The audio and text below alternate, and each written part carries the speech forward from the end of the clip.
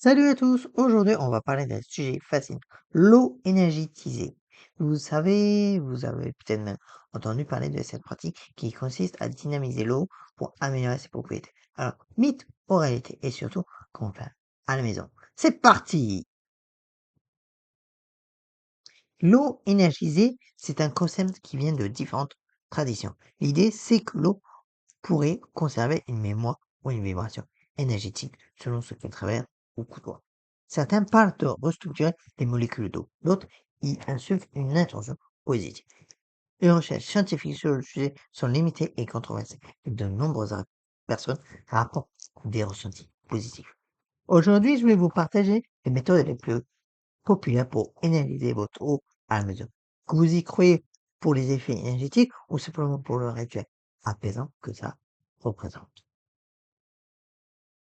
La première méthode, c'est d'utiliser des cristaux. Attention, tous les cristaux ne sont pas adaptés car certains peuvent être toxiques au contact de l'eau.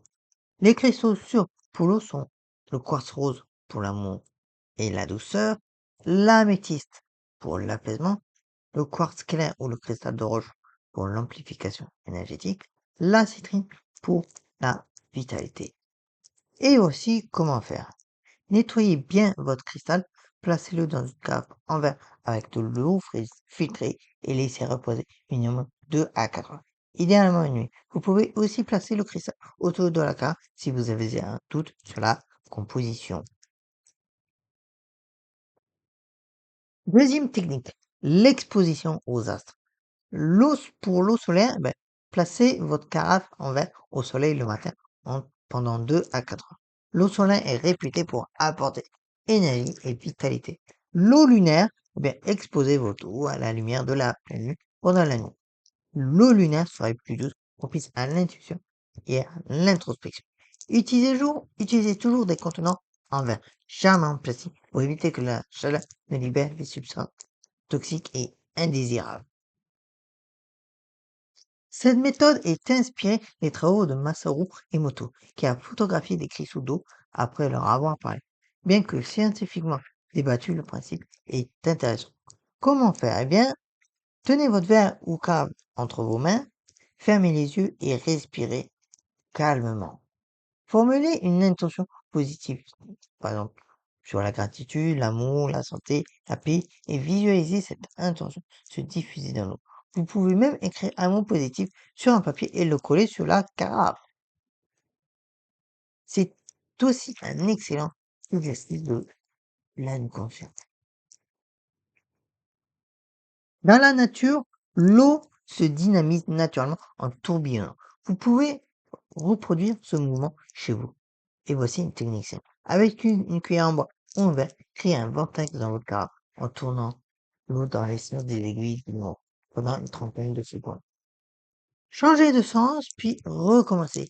Il existe aussi des appareils spécialisés, mais la méthode naturelle fonctionne très bien. Et c'est surtout gratuit.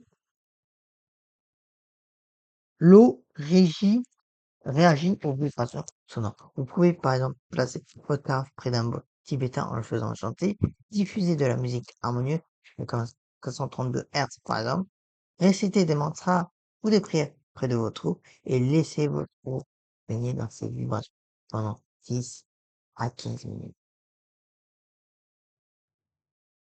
Voici quelques conseils importants. Utilisez toujours de l'eau publique ou de qualité. Privilégiez les contenants en verre. Conservez votre eau énergétisée au frigo et consommez-la dans les 24 heures à 48 heures. Vous pouvez combiner plusieurs méthodes. L'hygiène reste primordiale. Lavez bien vos cristaux et contenants et surtout écoutez votre ressenti. Si une méthode vous parle plus qu'une autre, suivez votre intuition. Voilà, maintenant vous avez 5 méthodes pour créer votre eau énergétisée à la maison. Que vous y croyez pour les effets énergétiques ou simplement pour créer un rituel de bien-être, l'important c'est que ça vous fasse du bien. N'hésitez pas à me dire en commentaire quelle méthode vous allez tester en premier et si cette vidéo vous a plu, pensez à la liker et à vous abonner. Prenez soin de vous et à très bientôt.